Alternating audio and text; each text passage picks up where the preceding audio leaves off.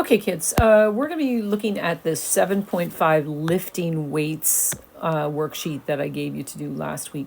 And I wanted to see you kind of have a productive struggle with this, but I think just going over it might be helpful to you. And I have another set of problems that I would like you to look at having to do with the springs and then lifting weights again. And then the last one having to do with pumping liquids. So all having to do with force and work being done. But today I was sitting there in the lesson, I was trying to think, how can I make this a little easier? So what I did is the following.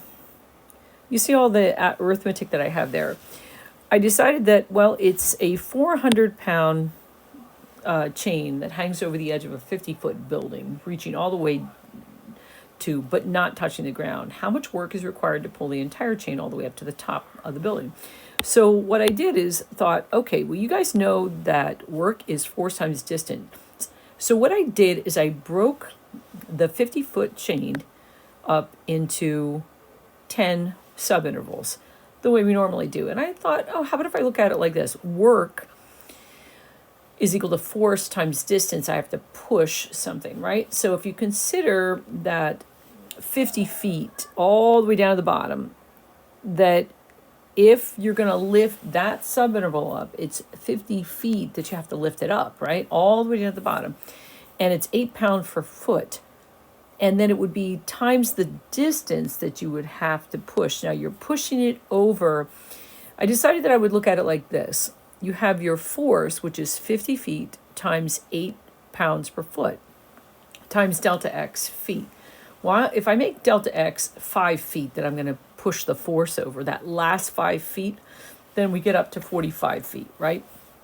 So I calculate that, I get 2,000 foot-pounds is what it would to move across the 5-foot portion over that very last subinterval down there. Whoop, that's a fat pen. Okay, so let me make this a little smaller. Go for a different. So that last subinterval. Then as I move up there at 45 feet down, then 45 times 8 pounds per feet, because it's 45 feet down from the top all the way down to the bottom, that you're going to be lifting 360 pounds, sorry if you can't see that, times 5 foot across that 5 foot interval, right? And that'll be 1,800 pounds. So now each time I do this, remember we have all different types of ways of getting approximations. So what I'm doing is I'm getting a quick approximation.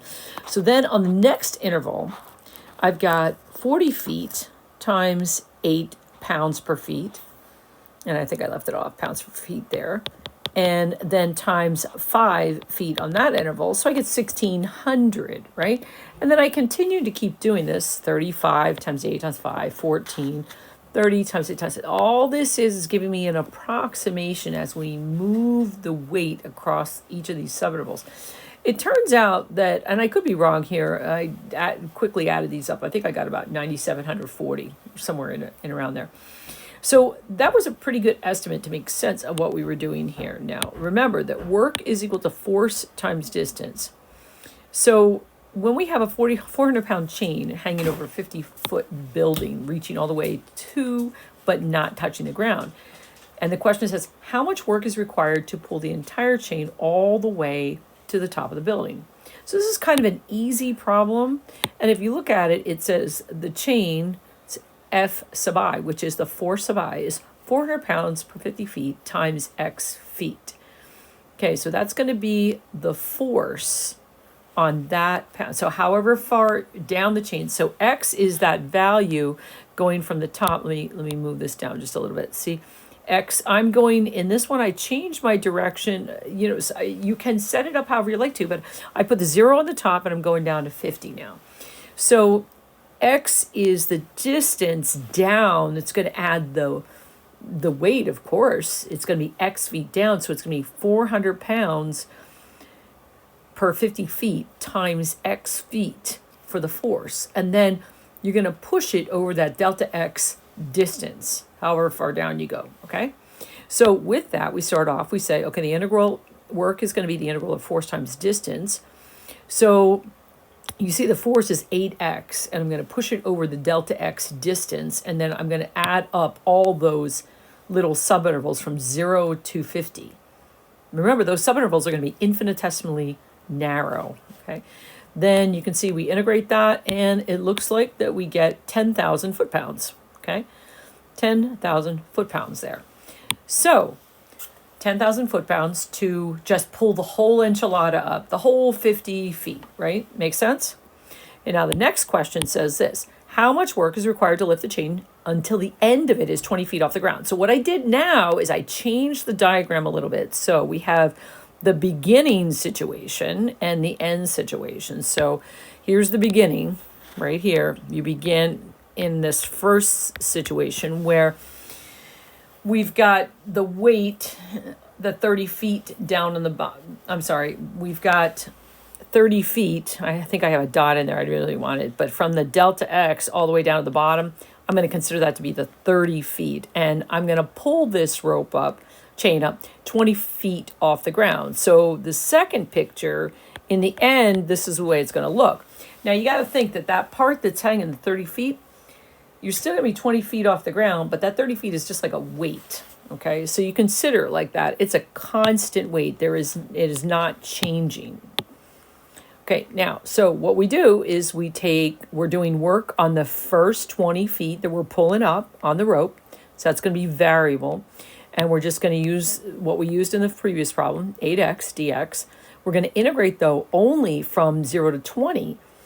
And then we're going to consider the rest of the rope as force times distance, constant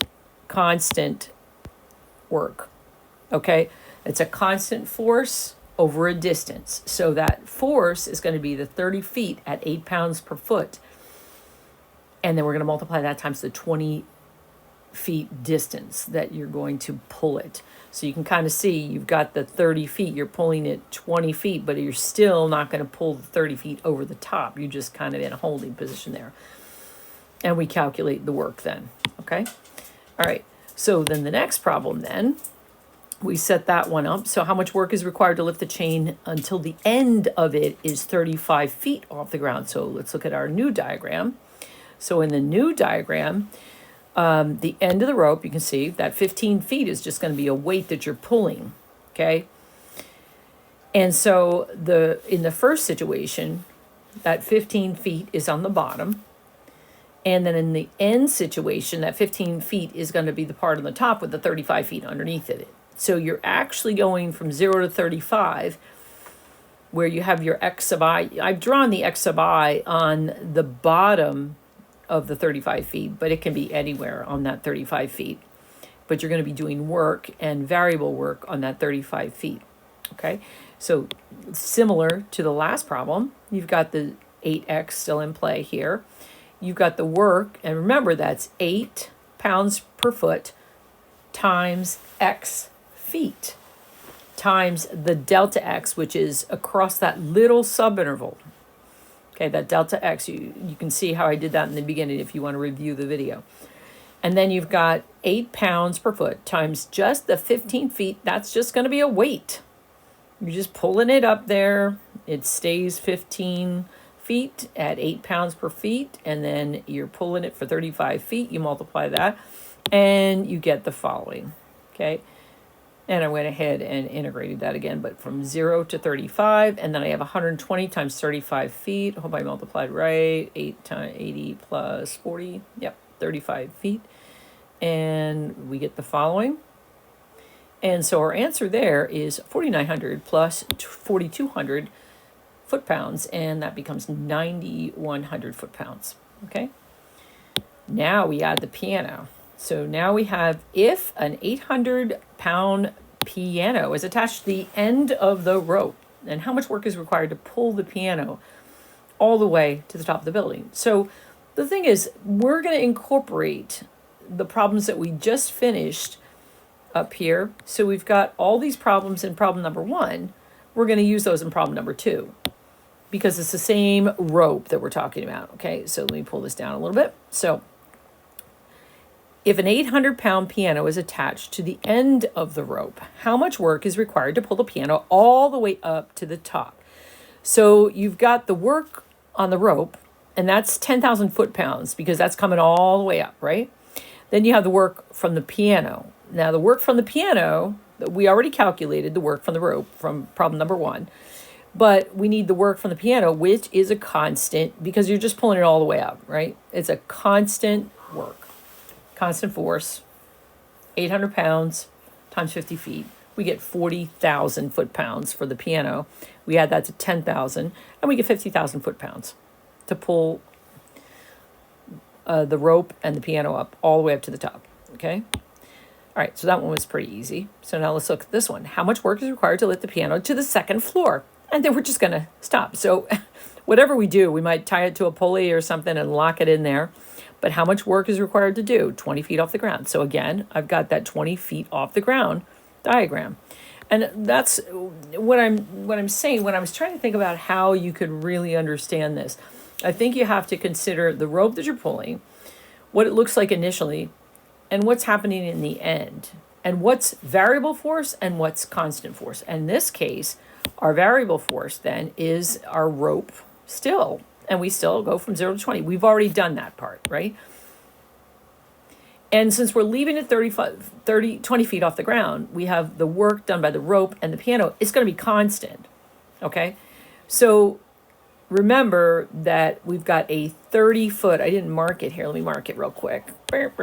So this part is 30, right? And this is your 30 feet here, okay?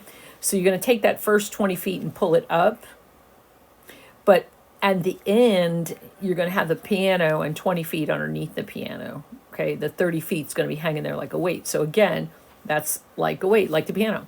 So then we multiply. Now you have to remember in this, you've got the 8 pounds per foot, and it's 30 foot of rope. So the feet cancel there, and you have 8 times 30, which is 240 times 20 feet. And that'll give you your foot pounds. And then, of course, the piano, okay? So with that one, what do you have then? 1,600, like we'd had initially, foot-pounds, plus then the 240 times 20, 4,800, and then the 800 times 20, which is then 16,000. So you end up with 22,400 foot-pounds. Okay, but remember, you're not lifting the piano up all the way. So the first one, you got 50,000 foot-pounds, right? Okay, let's take a look at the next problem. So now we want to know how much work is required to lift the piano 35 feet off the ground. So with this one, you can see your diagram where you have the beginning and the ending.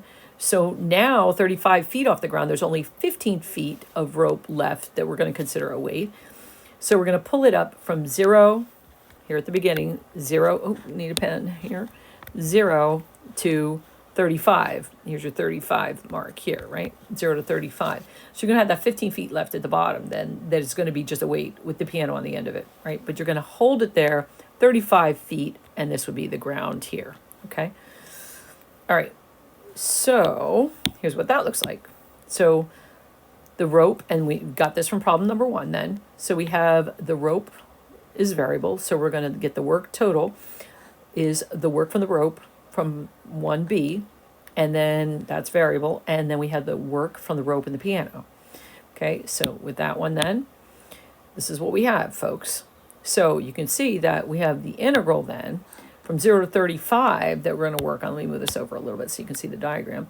The work going from 0 to 35 of 8x dx plus then, so that's going to be your variable rope work, and then we have the 8 pounds times 15 feet.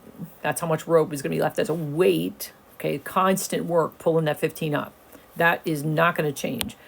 And then times 35 feet, the whole enchilada of that 15 feet, that's going to be pulled 35 feet. Plus, then the piano is 800 pounds times the 35 feet that you're going to pull it up, okay? So the work that you get there is then going to be, now if I didn't make any mistakes here, it should be 4,900 plus 4,200 plus 28,800 times 35. 800 times 30, 24,000, right? And then 800 times 5, 28,000. Okay, good. All right, so that should be what you get there. Okay, now the rope weighing 1/2 kilogram. Now we're going to move to the metric. Okay, so what I should do is pause at this stage and start a new video, because this is actually going to be work that's done having to deal with gravity, where no longer will you have pounds in the imperial system, but you'll have the metric, the standard international metric system, okay? So we have to remember that what we need now for force is mass times acceleration. So we're going to need to find the mass, and that mass is going to be in kilograms. When your force, you want your force to be in newtons, so your kilograms times meters per second squared, which is gravity, is 9.8 meters per second squared. So let me come right back to this, and I'm going to put a pause on right now. And